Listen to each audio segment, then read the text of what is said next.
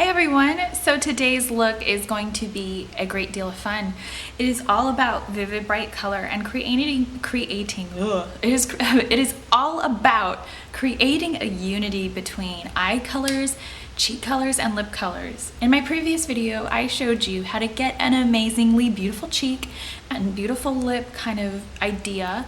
And not only was there a fun idea in that, but it also gave you a chance to pick up your own colors and play with them. It's a very concept tutorial, so today's tutorial is a very similar idea. It's about selecting colors that are in a similar color family to create a unity between all the fun colors you're using, so you can create a look with an amazing eye, an amazing cheek, and an amazing lip that all flows together. So hopefully this video will show you how to no longer be stumped by color. I fully advise anybody on getting a color wheel, and I advise professionals to have a color wheel as well. Once you have that color wheel completely ingrained in your memory, it will never be forgotten. Color theory is a very hard concept to kind of undertake, so I don't blame anybody for not fully understanding all the concepts of color theory. I took about 3 to 4 classes of color theory in school, not counting hair school. Therefore, color theory is really a very huge whole theory. It's a whole ball game. It's a whole mama monster. It's a whole like 4-course art class. It's going to be very, very simple today's video because I'm not going to show you how to mix color. I'm not going to show you, I'm not going to talk about tertiary colors, secondary colors. We're not going to talk about using the word shade in place of color, anything like that. Very simple, and hopefully you get something out of today's look. Today's color theory video is going to be a lot of fun because it is for the average consumer. This is not for the artist. This is just for you at home. And that's primarily who I think probably watches my videos. I know some stylists do watch my videos, but for those who aren't stylists, here's a fun video for you. For the crease, we're going to be taking mousse, and of course, again, the dyeing tool 787. I'm just going to put this in the inner socket of the eye. I'm going to start kind of lightly blending that out. I like to keep the color saturation in the outer corner. Just makes it easier to blend the whole look.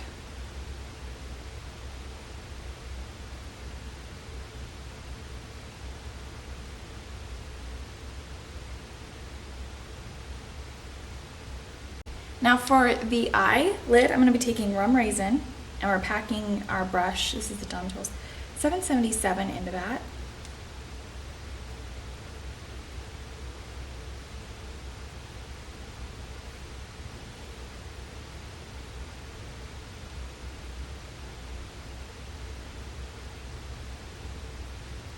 Now for the outer corner of the eye, we're going to be taking Cocoa Chili.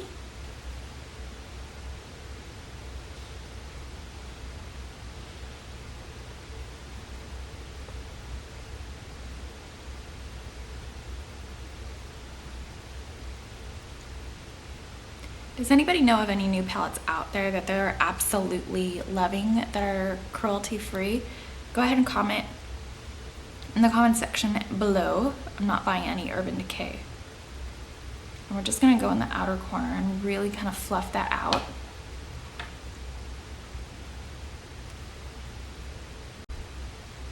Okay, so for the inner crease, we're going to be taking Caramel.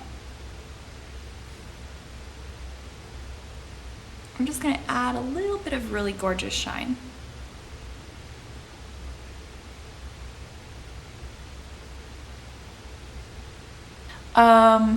The American economy is just not, it hasn't done well in a very long time, and now they even tell people who are fishing here, right here in the middle of the Gulf, that, you know, it's more affordable to fish or to buy fresh or semi-fresh fish from another country than it is to fish for your own, because you have to obtain the fishing license and pull and everything, and then you gotta pay for X amount. I think it's like X amount of lobsters or whatever. So it's kind of like a sad thing where people can't afford to live here, but they're here. So I'm gonna be taking Obsessive Compulsive Cosmetics eyeliner and Sybil, and this is just a gorgeous red brown. Now I'm gonna be taking Licorice. I said this in my review for the Semi-Sweet palette. It's very weird to me that they put the black next to the white, because what if the black cracks? Then it's like all up in your white. So it's like, I'm gonna turn your coconut cream gray Try the gray stuff. It's delicious. Do you remember that scene from Beauty and the Beast where it says, try the gray stuff, it's delicious? A lot of people wanted to look that up and find out what that delicacy was in France. The gray stuff. And it was pate. But then again, I like how I just randomly woke up with like newscaster big hair. That's what I get for trying to be really good about blow drying my hair at night, because I work in a salon. You can't really show up with bad hair to a salon because nobody looks at your makeup first. Everybody goes into a salon expecting you to be a hairstylist. Actually, they always, even before I worked in a salon, they always expected me to be a hairstylist. Even when I worked in retail, it was like the weirdest thing. They're like, can I get your number for hair? And you're like, I don't do hair. Anyways, this was not on purpose. This is the pure volume of sleeping on your hair when it's slightly moist. It's like blow dryer slash moisture slash humidity slash. So whenever I'm selling cosmetics that are on the natural side, or I have a tendency to do a certain type of face, every day in my case, it is usually either a bridal face or somebody who has a lot of sun damage, because I live by the beach and typically don't want to put an overload of makeup on that type of skin because it's just not going to be attractive by any means, and you can only give so many skincare results in one visit. Now, granted, you can do drastic, amazing things with one facial visit, but you don't typically want to do a facial on somebody who's wearing a full face of makeup. That being said, a lot of people need to exfoliate and don't. So I have a tendency to want to go a little lighter on the makeup, just because also makeup, if you wear a full face like I'm doing right here, out here near Florida, it feels terrible. I'm not going to even lie. You'll just like feel, it'll feel like a mask. It won't necessarily run if it's done really well, but it'll feel like a mask. So I'm gonna try to break that up a little bit just so I don't go back into that little place I was in last year when all I did was wear neutrals. But I'm going to wear Weekender. I typically do people's makeup a little less special occasion, if you will, than I do my own. I feel like when you're an artist and you're doing your own face, you want to sort of advertise what you can do in a sense. Like you want your makeup to be a little larger than life in a way. You want people to notice that you do makeup, so it looks a little bit more.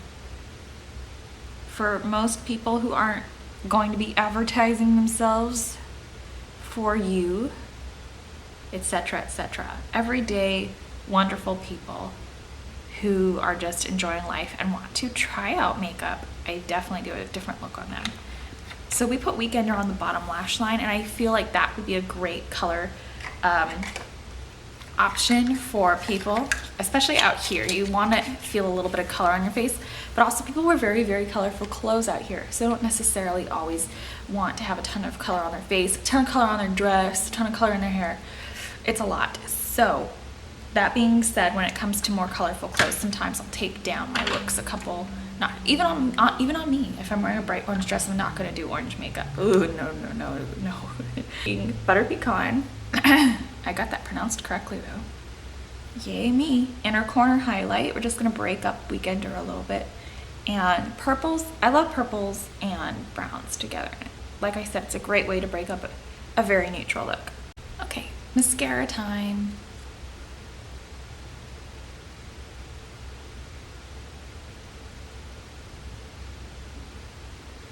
Too Faced better than sex. I love the little brush on the baby one. These lashes, I can't lie to you, are from the Dollar General. I can't think of the name of the lash, but I will slide it across here in text when I find it. And the style, I know for a fact I have the style Nuance. And I live near a military base, so you can hear, I hope you don't hear all the airplanes.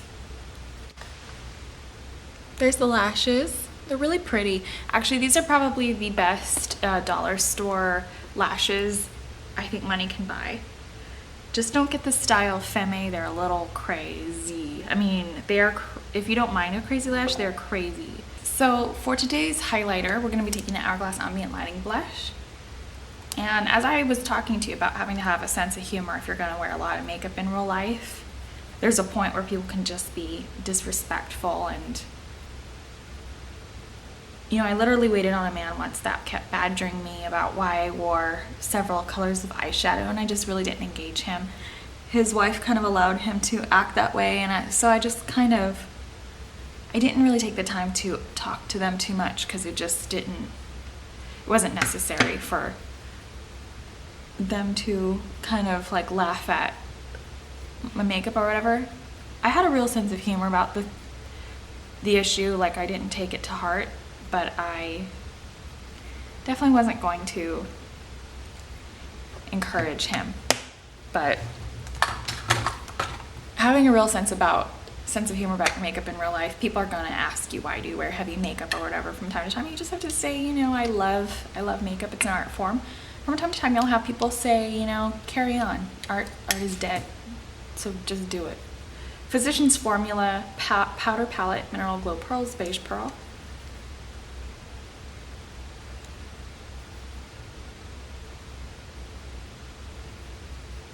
And I do have a real sense of humor about eyelashes. Some people think they're gross. They're like, oh, it's gluing, you know, fake things to your face. And I think some of the stigma comes from some bad versions of eyelashes we've seen. Not explicitly Tammy Faye Baker, but we've seen, I mean, even on Real Housewives, I've seen some pretty crazy lashes. For blush, and it definitely takes a sense of humor to pull off a bright blush, but we're going to be taking Radiant Magenta. And when it comes to picking a blush tone, I usually try to pick something that I think is really going to complement the eye look.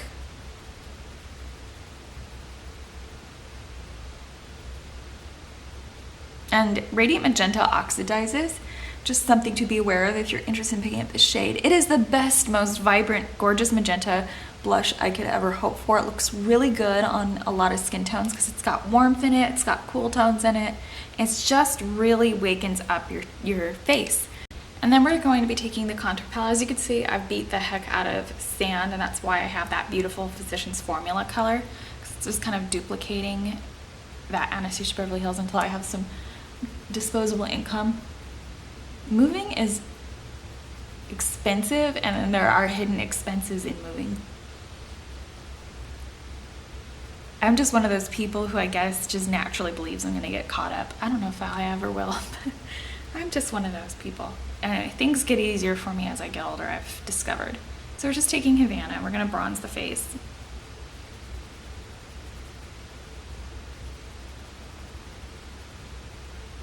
So we got these beautiful, warm, nutty, cool tones on the eyes with the shimmer.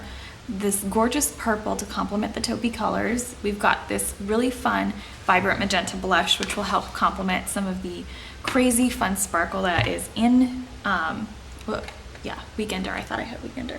That's my favorite, one of my favorite Sugarpill purples. And so everything kind of is cohesively flowing with the look. We don't have any real warm tones in our look, aside from bronzer, which doesn't really count as a tone in the look. Okay, so it's hair time. So the one thing I should have never been introduced to as somebody who, as everything falls, the one thing I should have never been introduced to as a person who never specialized as a nail tech but is working towards becoming a decent one, was nail files. I typically don't own that many manicure and pedicure tools because I get my nails professionally done and I don't want to get, I guess, too comfortable with doing my own. But I noticed the more I practice doing nails, the more I find that, this is really like sad day. I find that the person who was doing my nails did a horrible job. Not only did they not put a base coat on my toenails, which caused a lot of my toenails to kind of break, believe it or not. Of course, it discolored it down to the bone of the toenail, and then I had to have them repaint my toenails with a vegan color, a professional vegan color. That's actually all we use at the salon. Is we only do natural and vegan nails.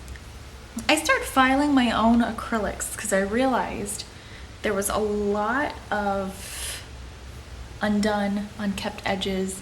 And then some of the acrylic would peel up just 2 days after getting my nails professionally done, which was the worst thing ever. Nobody wants to spend $30 on a full set that starts to lift a little bit. The edges of my nails would just lift, and I never had that problem when I had acrylics in the past.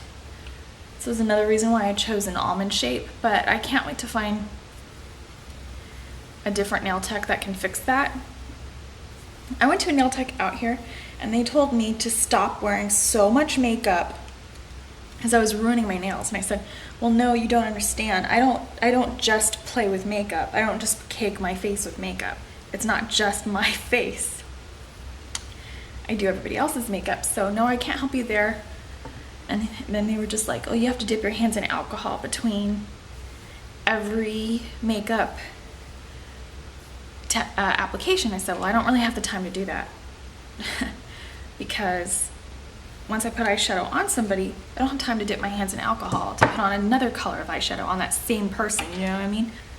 So I just didn't like his whole attitude, because his whole attitude was like, well, if you're a cosmetologist, why are you having somebody else do your nails? And there are a lot of cosmetologists that do their own, and there are a lot that don't.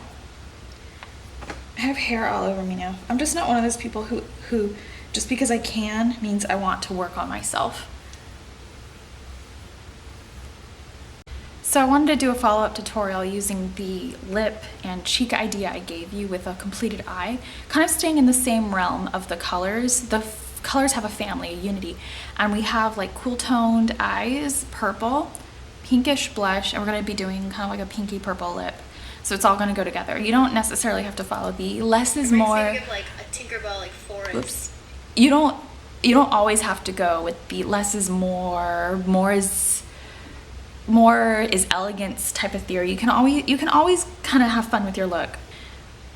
Wait, where am I going with this? You want to have a focal point, but you don't want to just leave it there and leave the rest blank, because there's nothing really kind of pushing you back and surrounding you with that initial concept.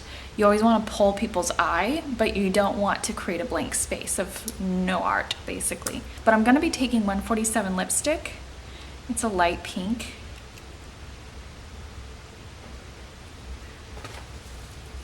And kind of create a graded center.